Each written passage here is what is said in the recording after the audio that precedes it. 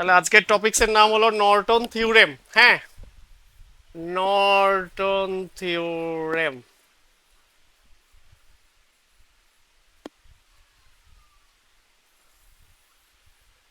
এটা অলমোস্ট কার মতো, থেভেনিন থিওরেমের মতোই। হ্যাঁ, থেভেনিন নামে একটা বিজ্ঞানী প্রথমে ওই থিওরেমটা বলছিল সার্কিট অ্যানালাইসিসের জন্য, পরে নর্টন বলছে। দুইটা মোটামুটি কাছাকাছি। তো নর্টন থিওরেমটা কি বলে, যে দুই টার্মিনাল বিশিষ্ট যে কোনো অ্যাক্টিভ লিনিয়ার নেটওয়ার্কের, দুই টার্মিনাল বিশিষ্ট যে কোনো অ্যাক্টিভ লিনিয়ার নেটওয়ার্কের এক জোড়া টার্মিনালের সাপেক্ষে একটি কারেন্ট সোর্স এর সাথে প্যারালালে সংযুক্ত একটি রেজিস্ট্যান্স দ্বারা প্রতিস্থাপন করা যায়। সেম কথা, থেভেনিনেও এই হুবহুব কথাটাই বলা ছিল। ওখানে জাস্ট বলা ছিল যে একটি ভোল্টেজ সোর্স এবং একটি সিরিজ রেজিস্ট্যান্স দ্বারা প্রতিস্থাপন করা যায়। তার মানে কি বলা হচ্ছে, যে এই যে দেখো, দুই টার্মিনাল বিশিষ্ট একটা লিনিয়ার নেটওয়ার্ক, এটা কি হতে হবে, লিনিয়ার নেটওয়ার্ক। হ্যাঁ, এই জিনিসটাকে আমরা প্রতিস্থাপন করতে পারবো কি দ্বারা, বলছে যে একটা কারেন্ট সোর্স এবং একটা প্যারালাল রেজিস্ট্যান্স দ্বারা প্রতিস্থাপন করতে পারবো। এটা হবে আইএন আর এটা হবে আরএন। এখন পরের ব্যাখ্যা দিচ্ছে যে এই কারেন্ট সোর্সটা আমি কিভাবে বের করব আর এর রেজিস্ট্যান্সটা আমি কিভাবে বের করব। এই স্টেটমেন্টের পরের কথাটা এটা, যে আমি কারেন্ট সোর্স যদি বের করতে চাই, তাহলে ওই দুই টার্মিনাল যেটার সাপেক্ষে আমি এই কাজটা করছি, ওই দুই টার্মিনালকে শর্ট সার্কিট করে সেখান দিয়ে প্রবাহিত কারেন্ট বের করব যে কোনো উপায়ে। সেটা হবে আমার কারেন্ট সোর্সের কারেন্ট। আর ওই দুই টার্মিনালকে কি করতে হবে, মনে মনে সোর্স চিন্তা করে বা ওই দুই টার্মিনালের রেসপেক্টে সার্কিটের ইকুইভ্যালেন্ট রেজিস্ট্যান্স বের করব। সেটা হবে আমার কি, আরএন। এই ইকুইভ্যালেন্ট রেজিস্ট্যান্স বের করার সময় কি, আমাদের যদি এই সার্কিটের মধ্যে যদি ভোল্টেজ সোর্স থাকে, তাহলে সেটা আমার শর্ট সার্কিট হবে, অর্থাৎ তার ইন্টারনাল রেজিস্ট্যান্স দ্বারা প্রতিস্থাপিত হবে। আর এই লিনিয়ার নেটওয়ার্কের মধ্যে যদি আমার কারেন্ট সোর্স থাকে, তাহলে সেটা ওপেন সার্কিট হবে, অর্থাৎ কি হবে বলো, তার ইন্টারনাল রেজিস্ট্যান্স দ্বারা কি হবে, রিপ্লেস হবে।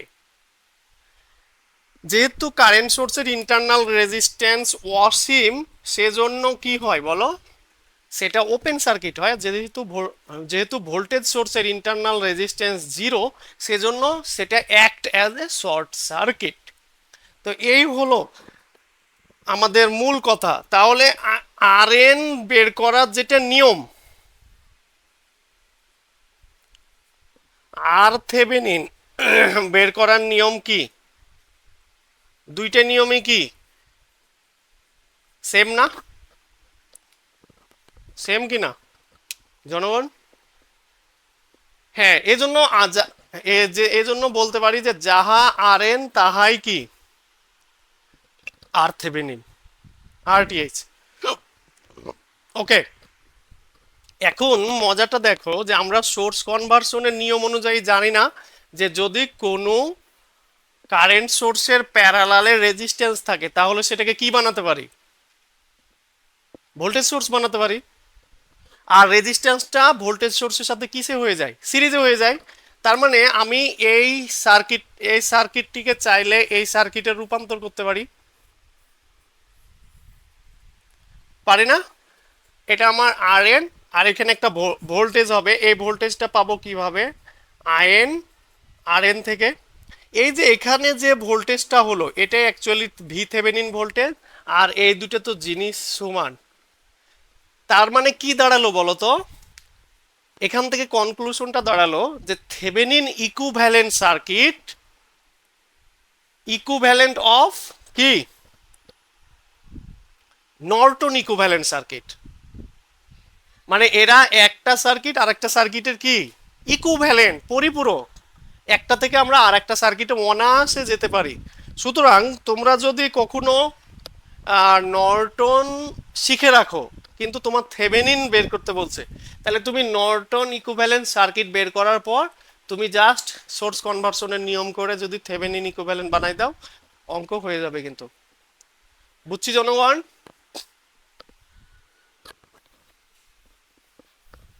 ওকে, এখন নর্টন থিওরেমের জন্য অঙ্ক করার নিয়মটা কি আমরা লিখে নিব। আমরা তো থিওরেমটা স্টেটমেন্টটা বললাম, স্টেটমেন্ট কিন্তু পড়ে পরীক্ষায় মাঝে মাঝেই, বিশেষ করে যেগুলো বিপিএসসির পরীক্ষা, ওই যে নন ক্যাডারের পরীক্ষা বলি না আমরা, এগুলো নিয়ে কিন্তু রিটেন পরীক্ষায় আসে।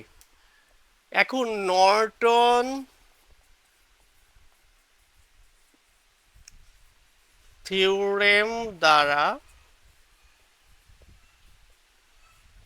প্রবলেম সলভ করার নিয়ম। ওকে, এক নাম্বার কাজ কি হবে? এক নাম্বার কাজ কি হবে বলো? যাকে নিয়ে কাজ করব, হ্যাঁ যাকে নিয়ে কাজ করব, কাজ করা বলতে আমি কি বুঝাচ্ছি বলো?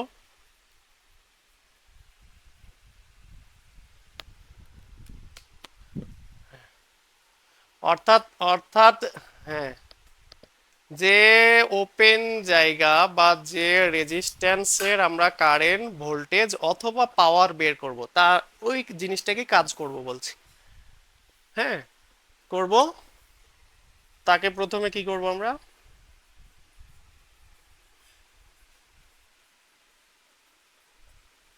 শর্ট করব। আর মূলত শর্ট করব যে জিনিসটা, ওই জিনিসটার নাম কি? লোড রেজিস্ট্যান্স বা আরএল নরমালি। হ্যাঁ, দুই নাম্বার কাজটা কি হবে? যে কোনো উপায়ে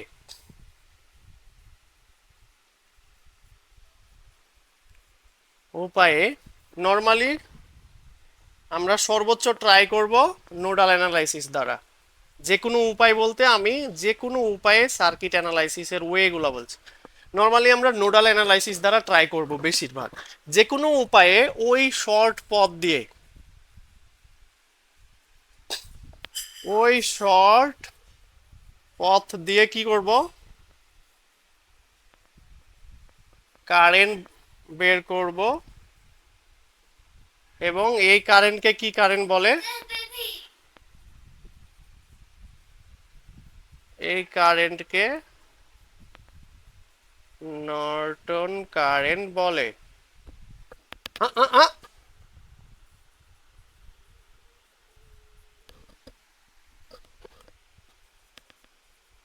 বলে এটাকে কি দ্বারা প্রকাশ করি? আইএন দ্বারা। তিন নাম্বার কাজ কি হবে? তিন নাম্বার কাজ হবে যে যে যাই হ্যাঁ, যে জায়গা শর্ট করেছিলাম ওটারে ওপেন করব।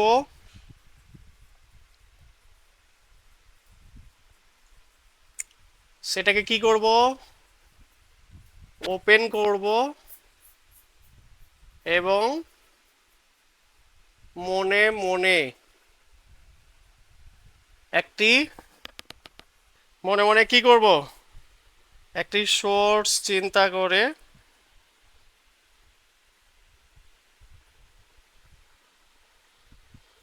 সার্কিটের মোট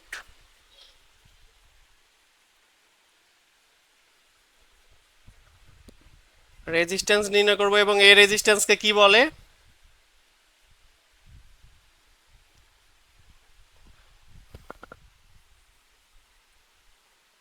এটাকে আর এন দ্বারা প্রকাশ করে। এখন দেখো আমার মোট তিনটা কাজ করলাম। প্রথম কাজ হলো একটা রেজিস্টরকে শর্ট করেছি।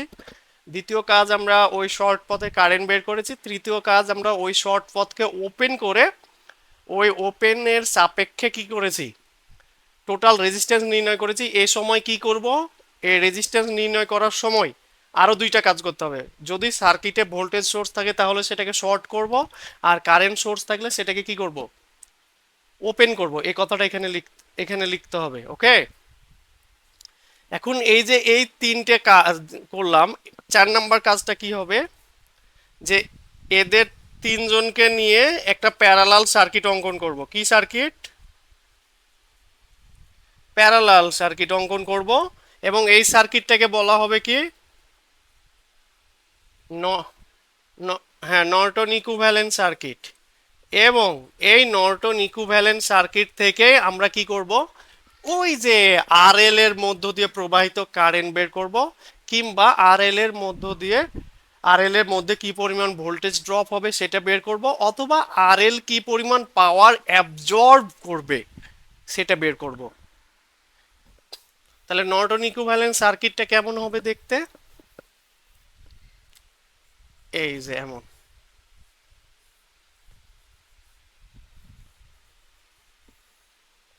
এমন। তাহলে এটা হবে আমার আইএন, এটা আরএন, আর এটা হবে আরএল। এটা দিয়ে প্রবাহিত কারেন্ট আইএল সমান আইএল হবে। আর এখানে যে ভোল্টেজটা হবে এটা হবে ভিএল, আর এর যে পাওয়ার হবে এটাই হবে পিএল। এখন বলো তো, আমার যদি আইএল বের করতে বলে সেটা কিভাবে বের করব? অ্যাকর্ডিং টু কি রুলস? হ্যাঁ, তাহলে আমার যদি অঙ্কে আইএল চাই, তাহলে আইএলটা পাবো কিভাবে? According to current divider rules. Total current into parallel resistance ভাগ দুই ব্রাঞ্চের রেজিস্ট্যান্সের যোগফল। আর আমার যদি ভিএল বের করতে বলে, তাহলে আইএল তো বের করব আগে, তারপরে কি করব? আরএল গুণ দিব। আর আমার যদি পিএল বের করতে বলে, তাহলে আইএল তো আগে বের করব ইনটু আরএল। এইভাবে আমরা খেলবো। ওকে জনগণ?